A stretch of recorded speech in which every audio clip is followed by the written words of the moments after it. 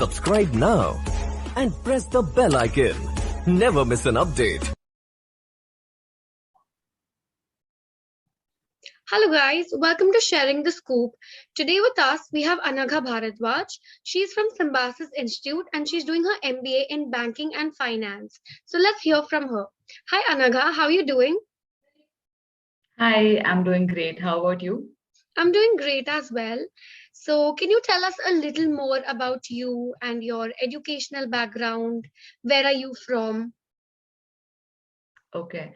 So, hi guys, I'm Anagha Bharadwaj and I'm from Bangalore, Karnataka. I'm 22 years old and I just did my undergrad in mechanical engineering. And with no with no work experience, I directly jumped into post-graduation. So currently I'm doing my MBA in Banking and Finance from Symbiosis School of Banking and Finance. So that's like a brief introduction of what my journey. That's really nice. So from mechanical engineering to Symbiosis Institute of Banking and Finance, how has the journey been for you?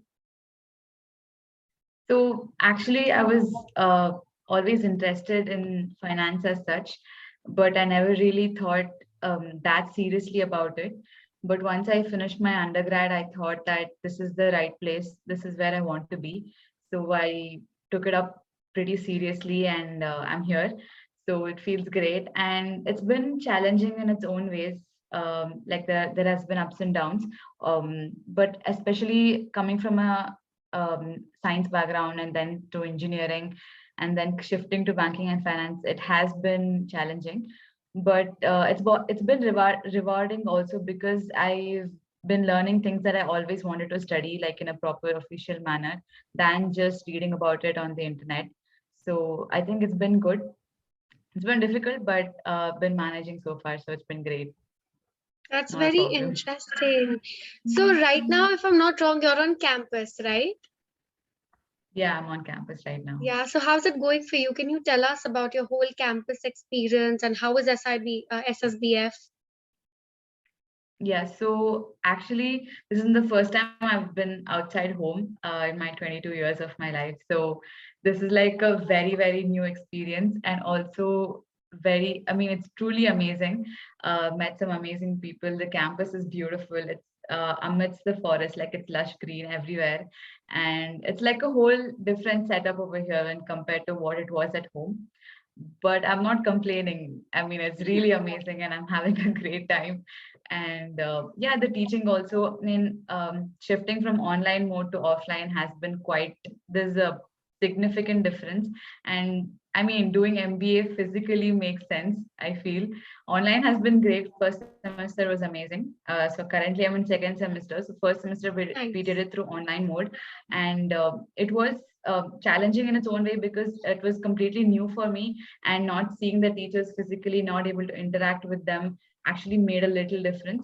But the faculty here are very friendly, so we could contact them at whatever time we wanted and the doubts were cleared. So it was not that big of an issue. But coming to campus and having an experience here itself, it's something else. So I mean, definitely would recommend. That's really lovely. So for this, you might have given your snap, right? Yeah.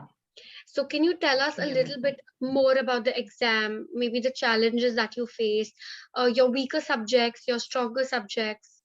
Could you throw some light on that?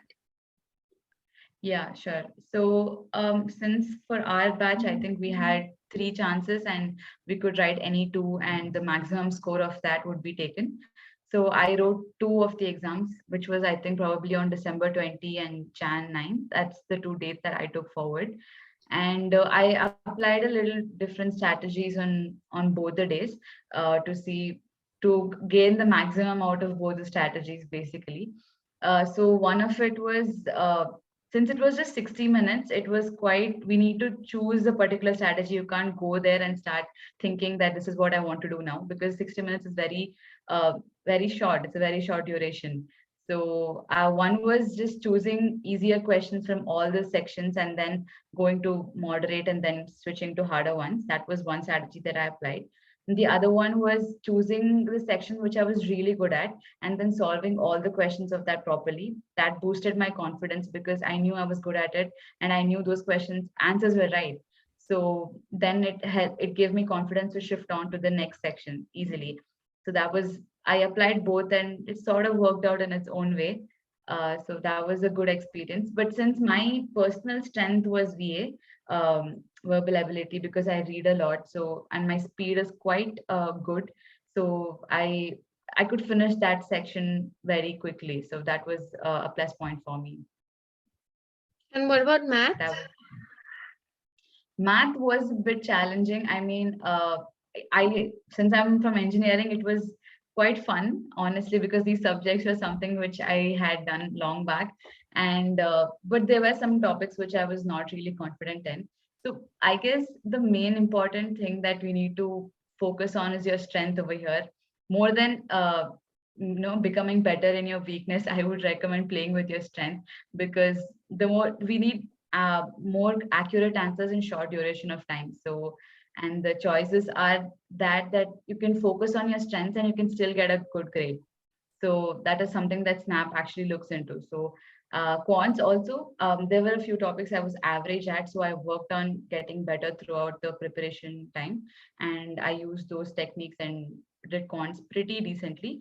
But since VA was my strength, I played according to it. So I recommend people to play their strength first and then switch on to other things. That's a very interesting point. Thank you for that. So, can you tell us a little more about the whole process, the interview process, the rounds that happened after you got a call, GDPI, Okay. a little more about it, and even if you remember a few questions? Okay. So it was pretty interesting, the whole process. The whole process took happened throughout the single day. I mean, it wasn't like part by part. So we had the once I got shortlisted um, through my marks and stuff like that, we were given a link for GDPI, and we were given a lot of instructions as to what should be done and should not be done on that day. Hmm. So keeping all those in mind, we started the day and we had the GDPI process where we had around 6 to 7 students in a particular group, and there were two judges and panelists. And we were given a topic, and we were asked to think about it for like a few minutes. We were given some time, and then we had to put forth our our view. So my topic, as far as I remember, was so we have these news channels, right, these days. So uh, there are obviously owners for these news channels. So should the news be based on the owner's interest or should it be based on public interest? So that was my topic. So we were given some time to prepare and then we had to put forth our view. So I think over here, the main takeaway that I had in my mind was that this was a discussion and not an argument. So we need to remember that and True. place forth our points quite, decently, so that it wouldn't be too harsh on the participants or on the panelists as such. But it was a good experience. Everybody got a chance to speak. It wasn't chaotic as such, and everybody got a chance to conclude also. Like, you put forth your points and then everybody finishes their thing, their point of view, and then you get a chance to conclude your say. So that was also a very good experience. So post that, we were shifted to the written ability test, where we were given a particular image and we had to decipher the image in the way that we wanted. We were given a duration of time and we had to stick to that time limit and word limit also. So based on whatever, there was no restrictions as to, you can interpret an image in any way possible, right? It's just an image. So it was a general image, so you can write whatever you want about it and you had just had to submit that. That was the second round. And after that we shifted on to personal interview. That took a lot of time, as in, like, it was like completely focused on you, right? So they had to know you inside and out. So they spent a lot of time in asking about you. As in, for me it was more about, what I learned through that experience was that we need to know our resume quite strongly. Like, if we just do resume, like, okay, we need to do a resume, let's do it. But do we really know our resume in and out? Can we really answer all the points in the resume in depth? So that was something that, that was there in the back of my mind. I had prepared it, but it was something that I could get better. That was what I experienced in the interview. Okay. Plus, the additional thing that I got to know was I was asked questions about my state and my city. So that was not something that I had expected. But Okay. I think, yeah, knowing about your origin and a little about, your family, I guess it's how you articulate it also, I guess. That also makes a difference. And since I'm getting into banking and finance, we had to talk, I mean, we had to know a little at least about, financial sector as such. At least, you're getting into that college, so you need to have some basic Yeah. idea. They don't expect a lot from you, but, just the basics. Basic. So that was how it was. It was good. It was a Wow. good experience. Wow. So, did they ask any technical questions regarding banking and finance? They did. So They did. I think knowing a little bit about the news also, and it's the thing is, it's not a bad thing not knowing also. I mean, you can just say that you don't know. It's fine. Anyways, we're joining the college to learn more about it, so it's not like we are already good at it. But having a small some idea that these terms exist and I know basic definitions of these terms, I think that would help. It's not a matter of stress. I mean, like, if you don't know anything about finance, it's totally okay. Since I'm from mechanical engineering, I didn't know the technicalities of many terms either.